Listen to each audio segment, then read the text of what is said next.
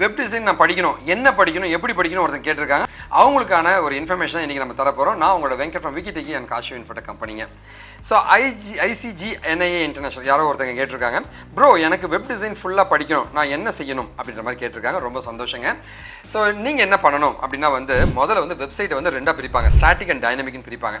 அந்த ஸ்டாட்டிக் வெப்சைட்னா ஒரு கண்டென்ட் இருக்கிறது ஸ்டாட்டிக்கு, அதில் டேட்டாலாம் கனெக்ட் பண்ணி டேட்டா பேஸ்லாம் ஷோ பண்ணுறது டைனமிக் வெப்சைட்னு சொல்லுவாங்க. ஸ்டாட்டிக் வெப்சைட் நீங்கள் படிக்கிறதா இருந்தால் ரொம்ப சிம்பிள் தான், நெட்லேயே நீங்கள் போய் படிச்சிக்கலாம்.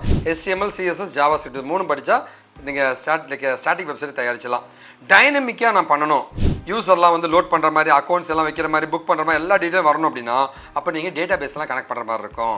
அந்த நேரத்தில் HTML CSS JavaScript படிச்சுட்டு அதுக்கப்புறமா எங்களை மாதிரி கம்பெனிஸில் .NETஓ ஜாவாவோ பைத்தானோ PHPஓ நீங்கள் படிச்சிங்கன்னா உங்களால் ஒரு டைனமிக் வெப்சைட்ஸ் பண்ண முடியுங்க. ஸோ இந்த மாதிரி தான் நீங்கள் பேசிக்ஸ்லேருந்து படிச்சுட்டு வரணுங்க.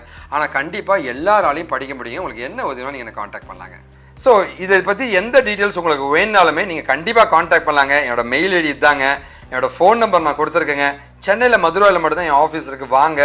இன்ஸ்டாலுமே நீங்கள் என்னை காண்டாக்ட் பண்ணலாங்க. உங்களுக்கு உதவி பண்ண நான் தயாராக இருக்கேங்க.